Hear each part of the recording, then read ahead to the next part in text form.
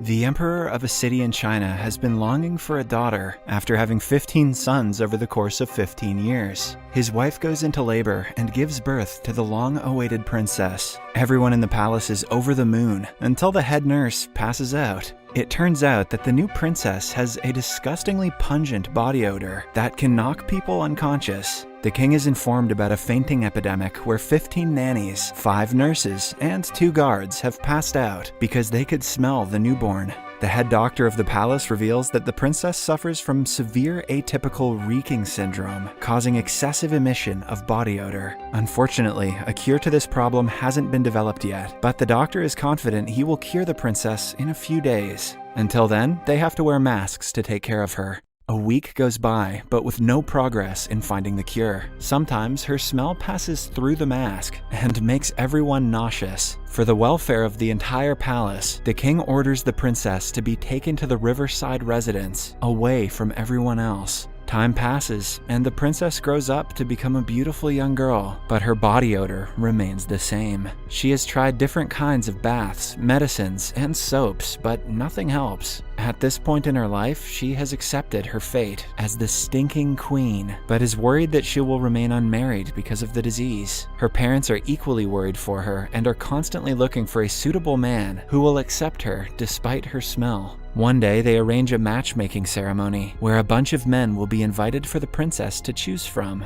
The maids bathe her in flowers and fragrance, even though they do nothing to help with the odor. To suppress the smell, she is made to wear clothes that cover her entire body. But when in front of the candidates, the princess sneezes, making everyone able to smell her. Some men vomit, others faint, and the surviving ones run away by jumping into the pond. When the king stops a guy, he stabs himself because he would rather die than have a smelly wife. The event shakes the princess's confidence, and she starts hating herself as much as others hate her smell. After that, we are introduced to a florist named Kai. He is best known for creating fragrant, flowery perfumes for the ladies of the town. Kai's biggest wish in life is to be the ambassador of aromatherapy and cure diseases using his skills. One afternoon, he sees a poster issued by the palace saying that anyone who cures the princess's disease will get to marry her and become the royal consort. Kai doesn't really care about marrying the princess, but he is eager to prove that aromatherapy works, and he believes that his flowers can cure her.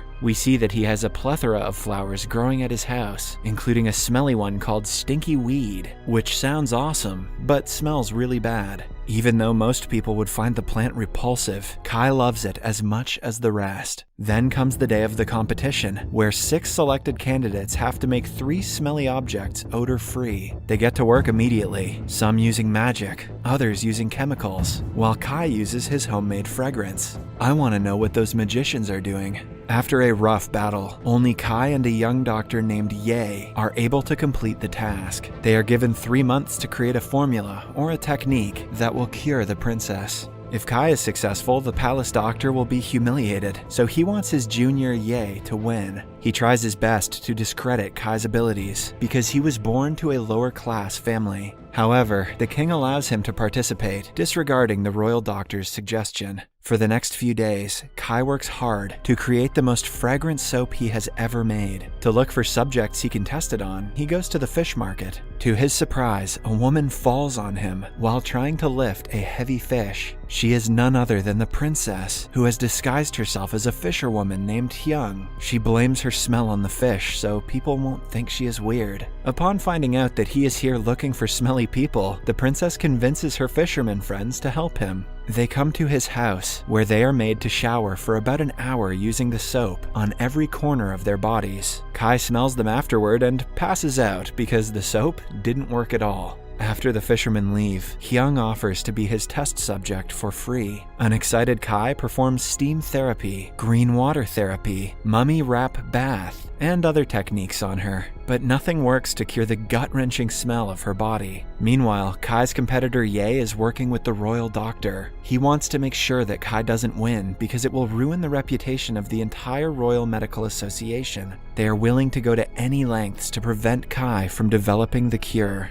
The next day, Kai and Hyung continue the experiments. Kai notices that the smell of his stinky weed powder has vanished for some reason. He dismisses it as a mistake and continues working on other powders. When it is time for Hyung to leave, it starts to rain heavily. She stays with him for the night, and Kai is shocked to see that Hyung sleeps with her smelly clothes and shoes on. In reality, the clothes confide her smell to some extent, which is why she never takes them off. The following morning, they go to the forest to pick some wildflowers. It starts raining again, and they have to take shelter under Kai's jacket. Being this close to Hyung, he can smell the awful scent on her, and expresses his disgust. She had started to like him more than a friend, hence the comment breaks her heart.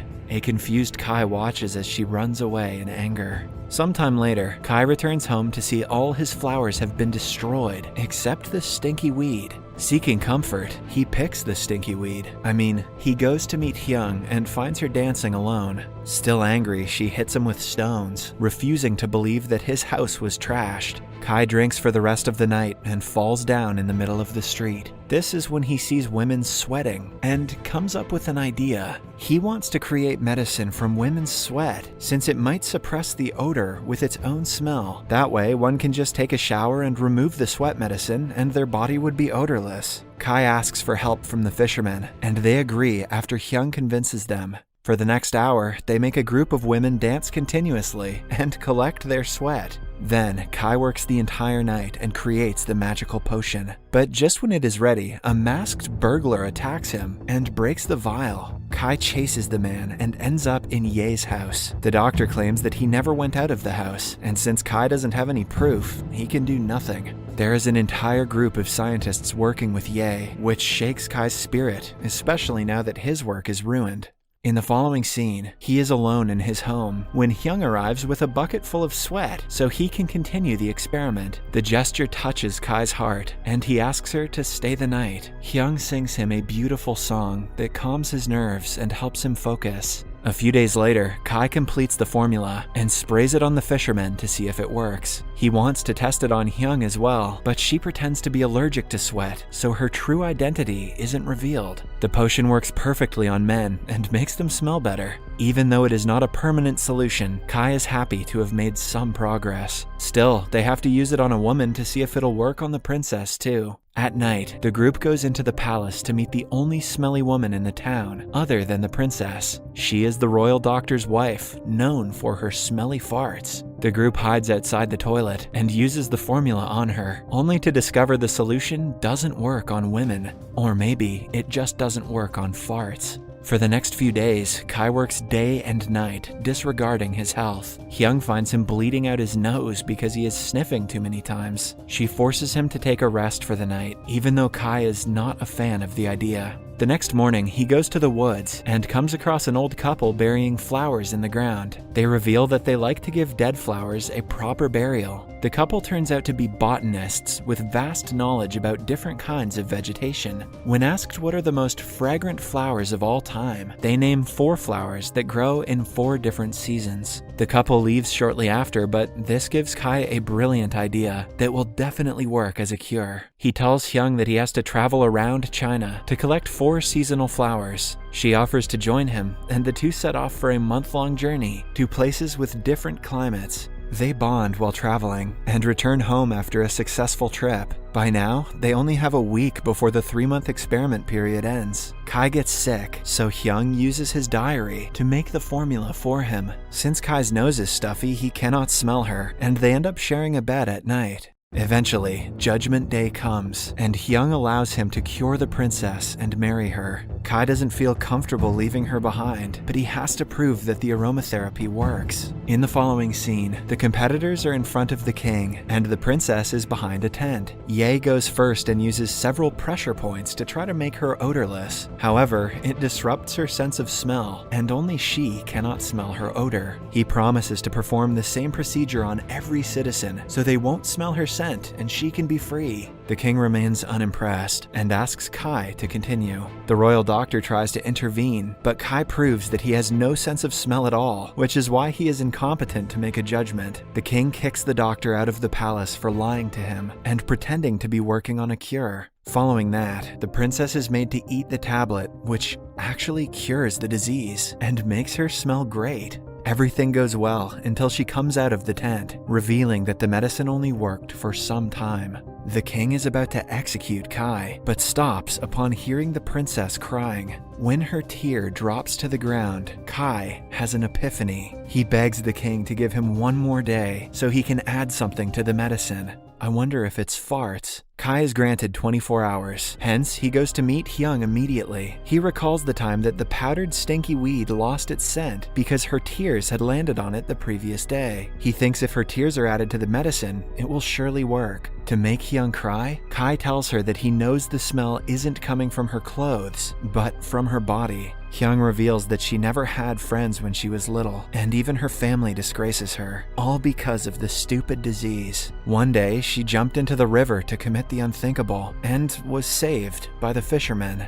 After coming back to life, she finally discovered that she is not a diseased outsider when she is in the fish market, which is why she started living with them. By the time she gets done telling the story, she has collected enough tears. Kai thanks her for her help, but feels bad about everything that she has been through. The next day, he goes to the palace to submit the final product, but sees the doctor and his wife together. The doctor has no sense of smell, but he doesn't want to be cured because then he wouldn't be able to live his life with his wife and her smelly farts. The love between them makes Kai realize that he needs Hyung in his life. Strange takeaway, but okay. Hence, he runs to the market where she is attending the flower festival. He gives her the medicine and promises to love her forever, even if it doesn't work. She flies into his arms and takes the medicine. Still, Kai goes to the palace to apologize to the king for not completing the task. He asks to apologize to the princess too, and goes to her quarters. To his surprise, he finds an odorless Hyung and discovers that she is the princess. She finally has a loving husband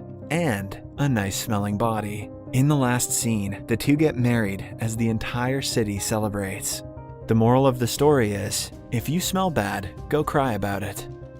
Subscribe for more videos like this, turn on notifications, and leave a like to help the channel out. Thank you for watching.